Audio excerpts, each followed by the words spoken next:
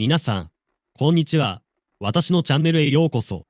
さあ試合開始の瞬間から、すでに空気が違います。ロサンゼルス、ドジャース、そしてその中心に立つ男、大谷翔平。敵地で迎えたこの一戦、相手はサンディエゴ、パドレス、1番、指名打者、大谷翔平。スタジアムの視線はすべてこの1打席に集まっています。しかし初回、マイケル、キングとの対戦は、まさかの立ち上がりでした。初球、2球目を冷静に見送るも、追い込まれた3球目、外角チェンジアップにバットは空を切る。空振り三振。まさか今の大谷が、そんな空気が球場に流れます。前日の試合では2安打を放っていた男が、この日は完全にタイミングを外されている。だが、ここからが、本当の大谷翔平でした。3回表、0対0、1死2塁、再び巡ってきたチャンスの打席、カウントに、1、外角ボールゾーンへに入れていく約155キロのシンカー。その瞬間、スタジアムが息を飲みます。強振しない、力でねじ伏せない、ただバットの目を合わせるように、逆方向へ。打球は静かに、しかし鋭く左前へ落ちていく。出た。大谷翔平、技ありのタイムリー。二塁走者が生還。ドジャース先制。この瞬間、敵地が一瞬静まり返り、そしてドジャースベンチが一気に爆発します。これで大谷は4試合連続ヒット。ロバーツ監督も、序盤でリードを奪えたのは非常に大きい、と評価。しかし試合はまだ終わりません。4回、パドレスはマチャドの一発で同点。完全に流れは振り出しへ。そして迎える5回。ここで試合は一気に狂い始めます。先頭の大谷が死球を選び出塁。続くパフェスも死球。さらにフリーマンが粘りに粘る。1球。また1球。球場の空気が重くなる。そしてついに押し出し死球。うわー。ドジャース勝ち越し。ここで流れが完全に崩れる。なおも満塁。ムーキーベッツー。ここで勝負強さを見せつける2点タイムリー。一気にスコアは4対1。MVP トリオ。大谷翔平、フレディ、フリーマン、ムーキー、ベッツ。この3人が全てを支配した瞬間でした。しかしこの試合、まだ終わりではない。空気はさらに緊張へと傾いていく。満塁の圧力が球場を支配していきます。押し出して勝ち越し。その直後、さらにランナーは溜まり続ける。ここで打席に立つのはムーキー、ベッツ。静寂と緊張が入り込んじる空気の中、次の瞬間、鋭いスイング、捉えた打球は右中間へ一直線。2点タイムリーヒット。スコアは一気に4対1。敵地の空気が完全に凍りつく瞬間でした。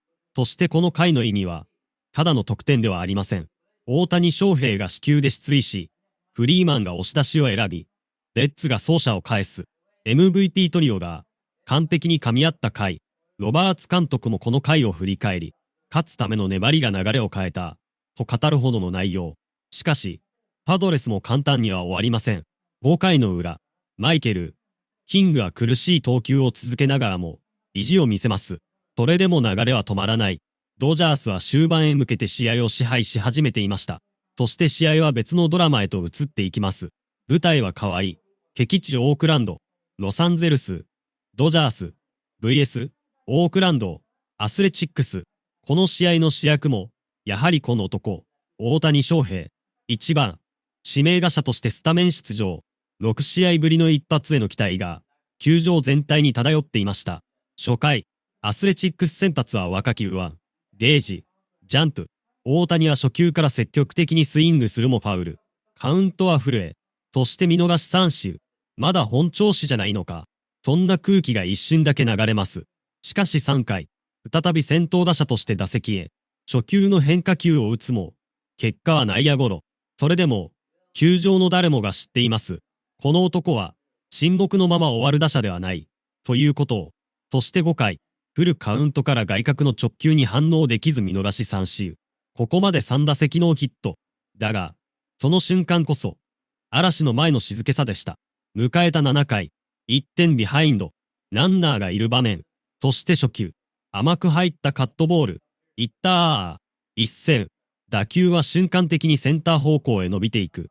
誰もが一瞬で理解します。これは、入る。乾いた破裂音。そして、ボールはバックスクリーンへ一直線。6試合ぶり、第18号ホームラン、打球速度115マイル、約185キロ、飛距離463フィート、約141メートル、まさに規格外、球場は一瞬で爆発し、敵地であることを忘れるほどのどよめき、逆転、ドジャースがひっくり返した。これが大谷翔平、沈黙していた試合を、一振りで、物語ごと変えてしまう男。そして9回、敬遠気味の死球。ブーイングが敵地に響き渡る中でも、表情は変わらない。この日の最終成績は3打数1安打。1本塁打2打点。しかし数字以上に、試合そのものを支配した存在感。そしてこの試合はまだ終わらない。最後の局面へと向かっていく。9回表。敵地の空気は張り詰めたまま。まるで1球ごとに試合が終わるかもしれない緊張感。そして打席に立つ大谷翔平。この瞬間、スタジアムの全員が、また何かが起きるのではないか、と息を止めています。だが相手バッテリーは勝負を避ける選択。申告敬遠気味の死球。その瞬間、球場から一斉にブーイング。しかし大谷の表情は動かない。ただ淡々と一塁へ向かう姿が、逆にこの男の存在の重さを物語っています。そして試合はそのままクライマックスへ。ドジャースはリードを保ったまま終盤へ突入。前日は15得点の濃厚。だがこの日は違う。少ないチャンスを確実にものにする野球。派手さではない。しかし勝者の野球が、ここにありました。ドジャースの投手陣は最後まで粘り切る。パドレスの反撃を最小限に抑え、ついにゲームセット。スコアは4対2。ドジャース勝利。これでパドレスとの3連戦は2勝1敗。地区ライバルにしっかりと勝ち越し、差を広げる結果となりました。そしてこのシリーズが示したもの。それは明確でした。大谷翔平、フリーマン、ベッツ、MVP 経験者3人が、全4打点を叩き出すという圧倒的な勝負強さ。派手なホームランだけではない。四球、粘り、逆方向のヒット、そして勝負を決めるタイムリー。すべてが、勝つための打撃、でした。ロバーツ監督も試合後に語ります。大谷はここ数週間、本当に別格だ、と。一方で敗れたパドレス側、先発キングは5回途中4失点で降板。特に5回の攻防、満塁での押し出し、そしてベッツのタイムリー。ここで完全に流れを手放したことを、本人も悔やむ形となりました。そして試合の裏では、もう一つのドラマ、日本人対決、大谷翔平、vs、松井裕樹、6回、松井が登板すると、球場の空気は再び変わります。初球スライダー、スイーパー、そして最後は約134キロのスプリット、空振り三振、松井裕樹もまた、強烈な存在感を見せつけました。しかし最後に笑ったのはドジャース。終盤の集中力、一つも流れを渡さない執念、そしてこのカーノを2勝1敗で勝ち越し、ただの勝利ではなく、王者の厚みを見せつけたシリーズとなりました。そして物語は、さらに続いていく。舞台は河合、アスレチックス戦、1番、DH、大谷翔平。ここで再び、6試合ぶりの一発が期待される中、試合は静かに始まっていきます。初回、積極的なスイングもファウル。見逃し三振。3回、ゴロ。5回、見逃し三振。そして迎えた7回、1点ビハインド。球場の誰もが思っていました。このまま終わるのか？その瞬間、初球、甘く入った1球。大谷翔平、フルスイング。入った6試合ぶり。第18号逆転ホームラン。打球は115マイル。463フィート。まさに規格外の一撃。敵地の空気が完全に壊れるほどの衝撃。そして9回、再び申告敬遠。ブーイングの中でも揺るがない存在感。最終成績は3打数1安打。1本塁打2打点。数字以上に、試合を支配した男。として刻まれる一日。そしてゲームセット。大谷翔平。また一つ、歴史に残る夜を作り上げました。この試合はすでにゲームセットまで描き切られているため、ここから先に、続き、として追加できる公式な試合展開はありません。ただし、YouTube 風の余韻パートとしてなら、締めのナレーションをもう一段だけ伸ばして、ドキュメンタリー調に仕上げることはできます。例えばこんな感じです。その一振りが消えた後も、スタジアムはすぐには静まりませんでした。誰もが理解するのに時間が必要だったのです。今、何が起きたのか、なぜこの男は、あの場面で、あのスイングができるのか。ベンチの中では誰も大きく騒がない。ただ、当然のようにハイタッチが交わされていく。それは、驚き、ではなく、確認、のような光景でした。大谷翔平という存在は、もはや結果で評価される段階ではない。試合そのものの流れを前提から書き換えてしまう。敵地であっても、追い込まれていても、関係はない。一球で空気を変え、一本で物語を終わらせる。その夜、アスレチックスのファンもまた理解していました。これは敗北ではなく、目的、だったのだと。